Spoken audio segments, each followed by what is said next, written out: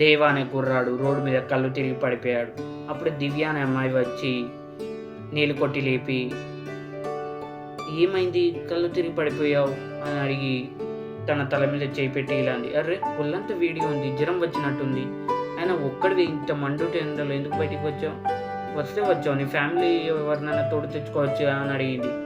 అప్పుడు దేవా ఇలా అంటాడు, నాకెవరు లేరక్క అని అంటాడు. అప్పుడు దివ్య, ఓ నాకు ఎవరు లేరు, నేను పుట్టుడాను అదవ పుట్టాను అని చెప్పి ఇలా అంటుంది. ఆయన ఇక్కడి నుంచి నీకు ఎవ్వరు లేని లోటు ఉండదు, ఎందుకంటే నీకు ఈ హక్కు ఉంది అని చెప్పి దేవాని తన ఇంటికి తీసుకెళ్తాడు. అప్పుడే అక్కడ ఉన్న ఒక అంకుల్ వచ్చి, ఎవరమ్మా ఇతను అని అడుగుతాడు. అప్పుడు దివ్య, ఇతను నా తమ్ముడు, ఈ రోజు నుంచి నాతోడే ఉంటాడు అని అంటుంది. అప్పుడు ఒక ఆంటీ వచ్చి, ఇలా ఒక ఆడమే మగాడు ఒకే ఇంట్లో ఉంటే చూసే వాళ్ళు ఏమనుకుంటారు, అలాంటి వాళ్ళని ఈ కాలనీలలో ఉంచాం మేము అని అంటారు. అయితే వేరే కాలనీలోకి వెళ్తాం, ఈ ప్రపంచంలో మీ యొక్క కాలనీలో లేదు అని దివ్య చెప్పి ఇలా అంది. అయినా 10 మంది ఏమనుకుంటారు నేను ఎప్పుడు ఆలోచించానంటే, ఎందుకంటే వాళ్ళు ఎప్పుడు ఏదో ఒకటి అనుకుంటూనే ఉంటారు. అలా అనుకోకపోతే వాళ్ళు మనుషులే కాదు, ఎప్పుడు పక్కన జడ్జ్ చేస్తూనే ఉంటారు. అలాంటి వాళ్ళ గురించి నాకు అవసరం లేదు.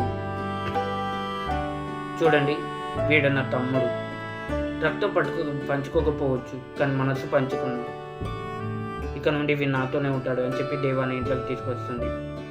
అప్పుడు దేవా ఇలా అంటాడు, అక్క నా వల్ల నీకు ప్రాబ్లమ్స్ వస్తాయేమో అక్క అని అంటాడు. అప్పుడు దివ్య ఇలా అంటుంది, భరిస్తాను, నా తమ్ముడు కోసమే కదా అని చెప్పి అన్నం కూర వండింది. ఇద్దరు తిన్నారు. మరుసటి రోజు ఇద్దరు కాలేజీకి వెళ్తున్నారు వస్తున్నారు. దేవాకి ఏమన్నా అర్థం కాకపోతే దివ్యని అడిగేవాడు టాపిక్స్. దివ్య ఎలా చదవాలి, ఎప్పుడు చదవాలి, దేన్ని ఎలా అర్థం చేసుకోవాలని చెప్పేది, గైడెన్స్ ఇస్తూ ఉండేది. ఒకరోజు దేవా క్రికెట్లో సెలెక్ట్ అయ్యాడు, కానీ క్రికెట్లోకి వెళ్ళాలంటే చాలా డబ్బు ఖర్చు అవుతుంది. అప్పుడు దివ్య తన చదువు కోసం దాచుకున్న డబ్బుల్ని ఇచ్చి తన దేవాని క్రికెట్కి పంపిస్తుంది. దేవా ఛాంపియన్ అవుతాడు. ఆ రోజు దివ్య చాలా సంతోషించింది. వెంటనే పక్కన ఉన్న గుడిలో అన్నదానం పెట్టించింది. అలాగే దేవ నాకు చేసుకొని ఆనందపడింది.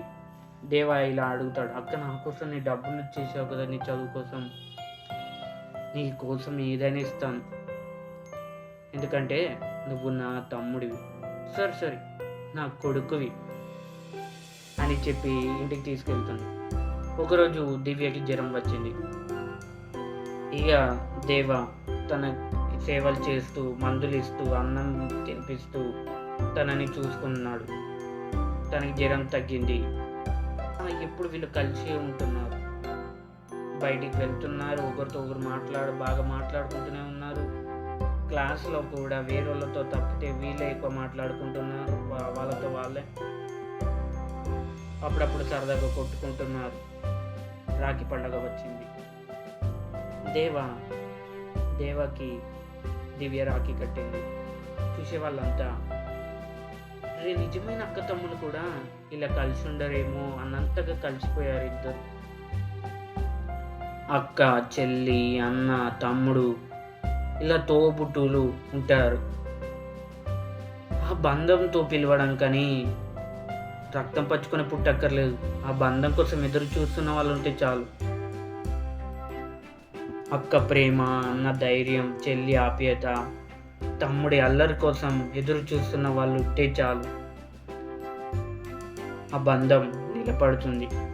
రక్త సంబంధం అంటే రక్తంతో ముడిపడింది కాదు, మనస్సుతో ముడిపడింది. అలాంటి తోబుట్టువులందరికీ, non blood brother and sisters అందరికీ నా ఈ కథ అక్క ప్రేమ అంకితం. మరిన్ని స్టోరీస్ కోసం వెంటనే నా ఛానల్ సబ్స్క్రైబ్ చేసుకోండి.